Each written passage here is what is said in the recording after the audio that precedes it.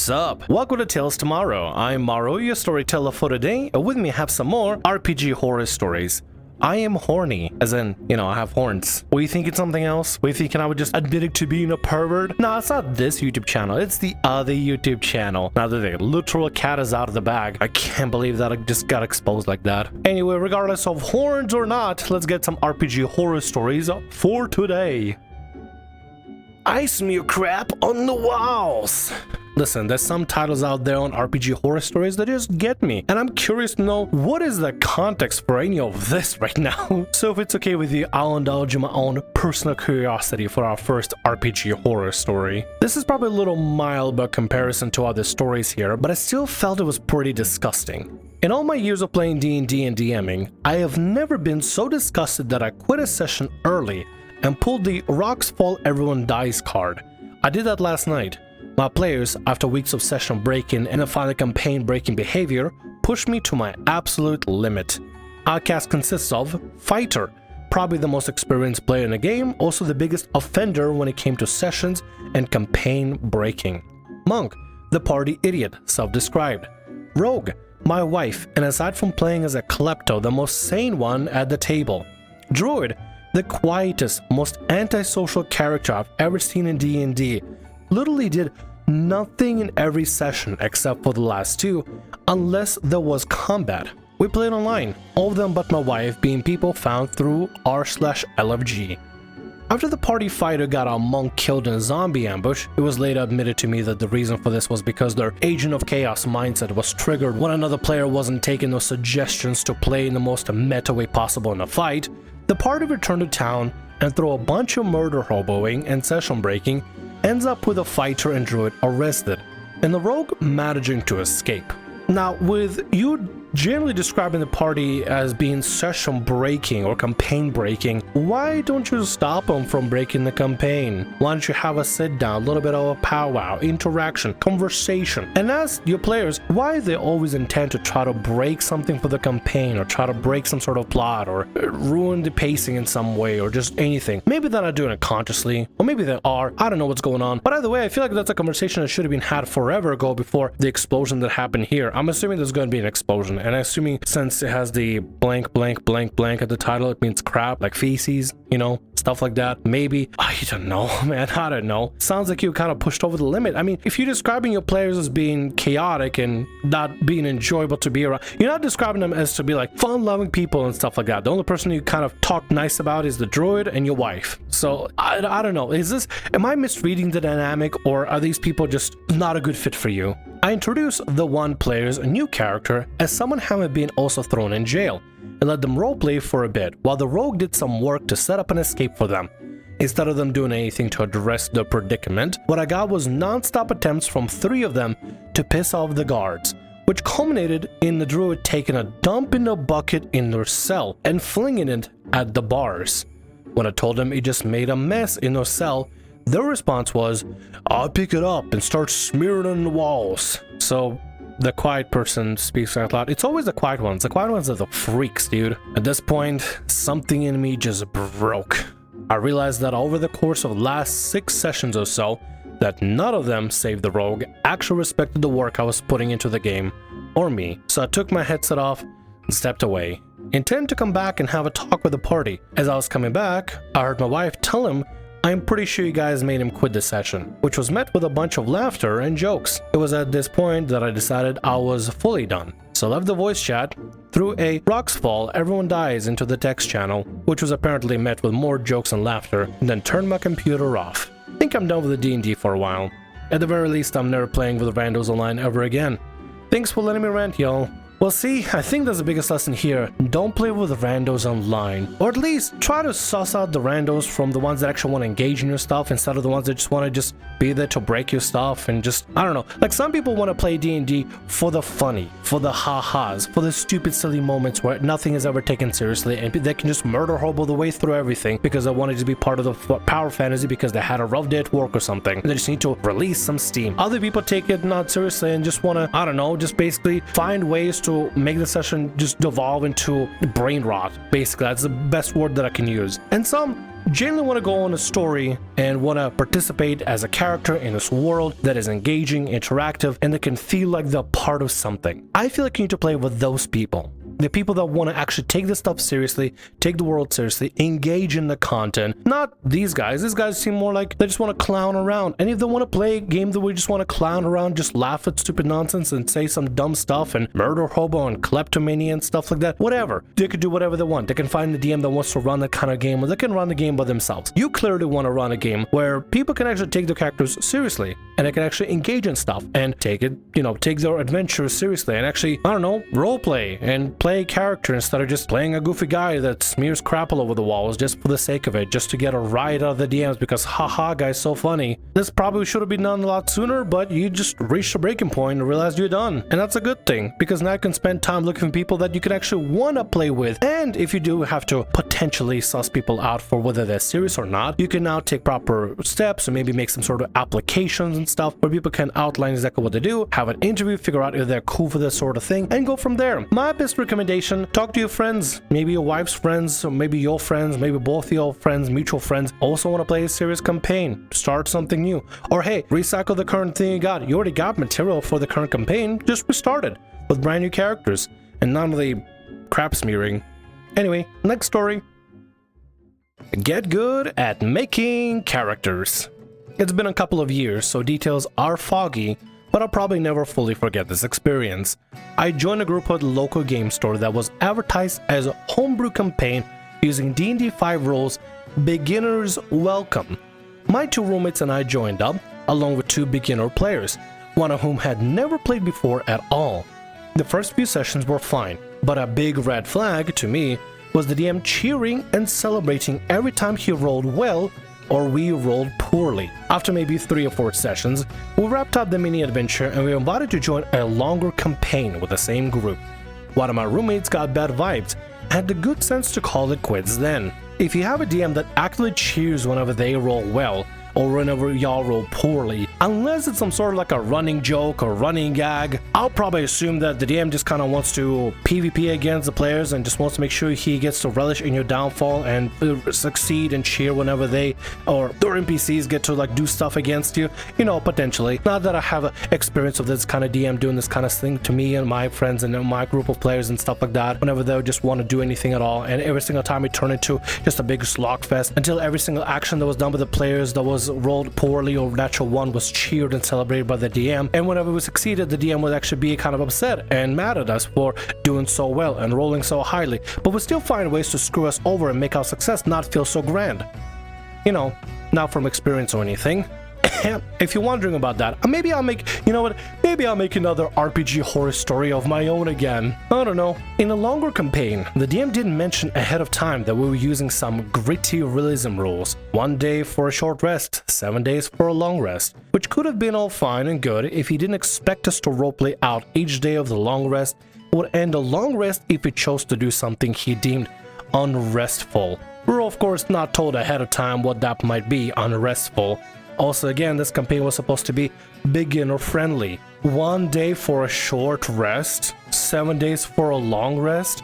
You have to spend a whole week to long rest? At times I think, man, 8 hours is a lot for a long rest. Not anymore. I will never question that ever again. 8 hours is perfectly fine. That's a great time to catch myself some Z's and take a little bit of a nap.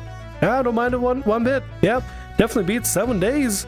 My goodness. But also for the DM to not say anything at all. That's scummy, dude. That's scummy. They didn't tell you anything at all. They just expect you to learn because they want to watch you have a downfall, not learn about the experience and participate in it. They want to watch you suffer, probably. Anytime we try to leave the town to adventure, we would be so overpowered. A party member would die. We would be dealt so much damage, we would be insta-killed. Not a single person rolled even one death saving throw. Every single session, 3 sessions total, the poor guy who had never played before was forced to make a new character because he had been killed. One of his characters just coincidentally looked exactly like me, down to my exact height, which was a little awkward for me, but she was killed that session, so it didn't really matter, I guess. We were told we could level up by having someone in town train us, but would have to pay them in gold. We were told the only way to get gold was by looting dungeons, which always led to us getting the snot beat out of us until we died or turned tail and ran. I'm so sorry for your loss. This is a huge time waste, and the DM is a scumbag for doing this. Seriously, who would? I mean, maybe there's some people that would find that fun, but then you find the people that want to get that sort of gritty, punishing experience. You don't play with people that are brand new. You just don't do that. Honestly, after the one-shot, the beginner-friendly one-shot, you guys should have taken the red flag. You just ran for the hills. Play with anybody else at this point. This guy is just not fun. Also, why'd you stick around for 3 sessions after the first session, realizing, yeah, we can't do anything because we gotta step outside of the city, but as soon as we step outside the city, there's huge things that insta-kill us, so we gotta go to the dungeons, which also has things that insta-kill us, and when we go down to the dungeons to try to get gold, we can't get gold because people are dying, we have to run back to town, but in order for us to train in town, we need to gold, so we need to go back outside because we can't do anything gold, but we also need to short rest for a full day, and if you don't short rest properly, according to the DM, then we don't get the benefit of the short rest, but in case we need to long rest, we need to make sure we need to dictate exactly how we're gonna be long resting and stuff for the next 7 days before the DM considers unrestful and doesn't give us the benefit of the long rest. Ugh, this is a pain. This is a pain. Y'all stuck around in a torture game. DM had also homebrewed some rules around feats, which was significantly changed several sessions in, but were also never really explained to us in the first place. My character was the only one to survive the first 2 sessions, but was down and kidnapped in the third, and all the other party members were dead, so I presumed dead as well. My roommate now gave up and never went back, and I sometimes still wonder what happened to the player who got really good at making new characters. I guess the only beneficial thing that happened is that guy got really good practice at making new characters. Hopefully they can actually play that character before dying before the session ends one day.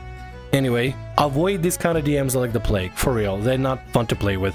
If you have a DM that has a DM versus player mentality and just constantly relishes and having to find satisfying moments to down the players and having y'all go through a miserable time, it's just not worth it. It's not fun. It's not gonna be fun for anybody except the DM that's having the punishment game dealt on you. Anyway, next story for today. The dungeon of That Doesn't Seem to Work. So we're playing a campaign that was 3.5/Pathfinder 1E with a total magic homebrew overhaul by the DM. Basically, it was a stress test of the system. It's important for context here that you had to spec into a build up trees of spells. It's just like a skill tree in many games. In short, you had to learn certain low-level spells to get higher level spells, even if you had no intentions of using the lower-level spells.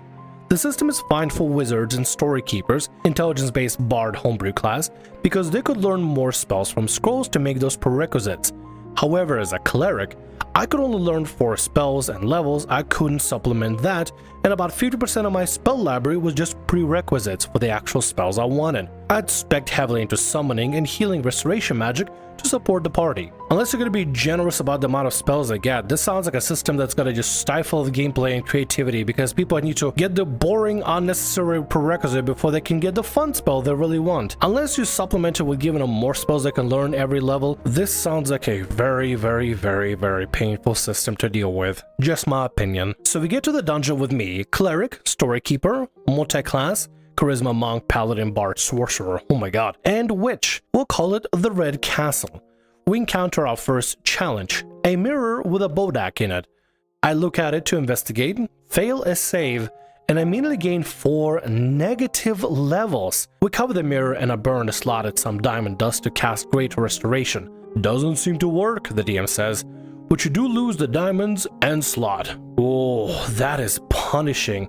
By negative levels, I'm assuming you like level down? Maybe your spell slots get affected? I don't know how great that, I don't know how, like the severity behind it, I don't fully understand. If you understand anything about 3.5e or first edition Pathfinder, and you can let me know what that means by 4 negative levels, like is it actually like character levels, like you go from level 4, like not level 4, from level 6 to level 2? Is that what happens? Also, it really sucks that you use a spell, it says it doesn't seem to work, but you wasted the resources anyway. That's sucky, man, that's sucky. Cut to our first combat. When I try to summon with a spell, it doesn't seem to work, the DM says, then moves on to the next person's turn.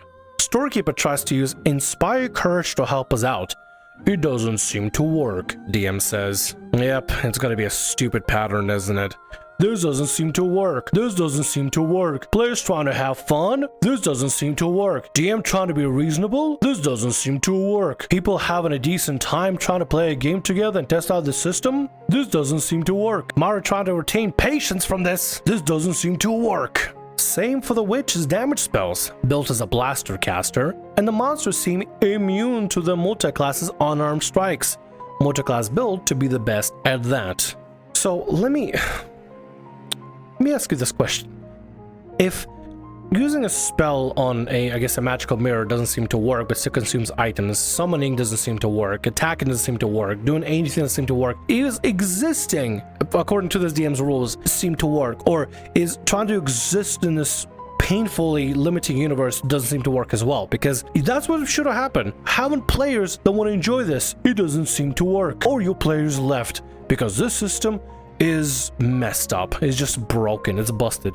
Well, how can you play a game where nothing seems to work? I remember we had stories about like people going into a dungeon or trying to lockpick stuff when they didn't have a rogue, and there was a requirement for a rogue to always be present, otherwise you can't lockpick things, which is really dumb because other characters and other classes can learn thieves tools and use thieves tools and stuff. And there's other ways to do it with spells like knock and stuff. You can unlock things. It's possible. Speaking of things that are impossible, actually I was told by somebody, one of my players, I was told there was a really ridiculous rule. It's kind of an RPG horror story of my own. Sorry for interjecting. Like, this is the last story that I have for the video, but let me tell you the tale of what apparently is going on in the campaign that I, Micah, and Mary left. The RPG horror story campaign that I talked about with Lord DM. Apparently, Lord DM decided that out of nowhere, it would be more beneficial to make rogues feel more accomplished and more part of the party, because apparently rogues in that campaign somehow don't feel like they're content or like they feel beneficial for the party, or they don't have too much party utility. So they decided, hey, the rogues are now going to be the only class, the only possible class that'll be able to disarm magical traps and magical locks. You know what that means now? If you have Dispel Magic, doesn't work. If you have Knock, doesn't work. If you have any other spell that's supposed to like unmagic things, right? You take away the magical capabilities or do something, doesn't work. Only rogues with a lockpick can do stuff. If you're playing as a ranger and you have lockpick proficiency or bard with lockpick proficiency, can you do that? Doesn't work. Unless you're a rogue with thieves tools, they can use thieves tools to disarm the magical traps or disarm magical locks, then it doesn't work. You have, let's say for example, the next story beat is right through the door and there's a magical lock, an arcane lock that is leaving your party from getting to the next point of the story and getting the loot and fighting the big bad evil guy and stuff like that. And you have somebody, a sorcerer, a wizard per se, anybody that has the knock spell that's supposed to theoretically let you unlock arcane locks in a way. I believe that's how it's supposed to work. Or dispel magic, or other ways to basically disenchant the lock and let you go through. Well, nope. Unfortunately, you can't, Buster. No matter amount of spells or features that you use, you just simply cannot do so. Can't bash through the door either because you don't have a rogue in your party. Doesn't matter that your bard has Thieves Tools proficiency or your ranger has Thieves Tools proficiency. Doesn't matter at all because you don't have a rogue. And now everybody has to suffer because of that, because now you basically made rogue special by making every other option feel entirely useless. And that really pisses me off. Honestly, that pissed me off. When my player told me that's what's going on at the current moment, I was so just flabbergasted. It's the same thing if somebody decided to make a ranger be the only class that can track anything. So it doesn't matter how good your survival is, because you're not playing a ranger, you will never be able to track any single creature whatsoever. Or somebody choosing that barbarians need to feel extra special. So the only class that can lift anything super heavy is barbarian whenever they're raging with advantage to strength. Even if you are playing as a fighter or monk or really a ranger or really anything else with strength and athletic proficiency, no matter how high it is, no matter even if you have expertise in that stuff, you will not be able to do it unless you have a barbarian do it. Or let's say for example, be able to use spell scrolls. Everybody gets spell scrolls and it's fun to be able to use them, but the only class that can use it is wizard. If you don't have a wizard on your team, you have a sorcerer, cleric, or whoever. No, they can't do it. Only wizards can use spell scrolls. So you just be really stupid. You're making a class feel special, not by buffing it in unique ways that makes them stand out. You're buffing them by removing the ability from other classes to approach the situation in a similar way or another clever way, but making it a class requirement. Any arcane locks or traps cannot be dispel trapped or anything of that similar nature. You just simply can't do anything about them. Even if you have an item that creates a anti-magic barrier or anti-magic field, still won't work unless you have a rogue that can do that. And it's really really, really, really stupid. Really, really dumb. Sorry, I went a little bit of a tangent. This DM is also doing this thing where basically nothing you do can work, and it pisses me off. It pisses me off so much to no end. What is the point of playing a game where nothing works? I'd just rather play a game where something works. You know what will work in this situation? Leaving the game. At least that will cause you to not have things not work ever again. At least leaving the game works. In a game where nothing works, at least leaving the game works. Oh, does that not work? Are you just imprisoned in this DM's game forever, huh? We almost die and barely scrape by, thanks to me leaning in on my channel positive energy, since my healing spells won't work either. When we confront the DM after, he says, "Oh, I designed it so your main stuff wouldn't work to force you to do other things." After having us play a homebrew that forces us to narrowly build only a few things, DMs, don't turn off your PC's skills.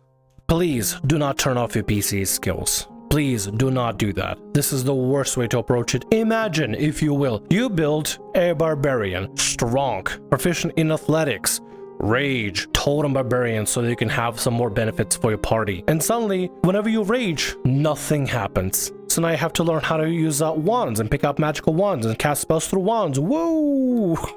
Imagine playing a barbarian and the only way you can interact with the world and do stuff is by buying magical wands or stealing magical wands and casting spells from magical wands. That sounds so silly. I mean, comical in a situation if you make it a funny haha campaign, but horrible if you're doing it for real. And with that, that's gonna be all our stories for today. I want to thank you very much for watching, and thanks so much for being here. If you like what I do, consider subscribing to the channel and leaving a like. Also, if the RPG Horror Stories ever goes down, or if you want to submit your own personalized horror story, email is down in the description below. I'll see you again in more Tales Tomorrow.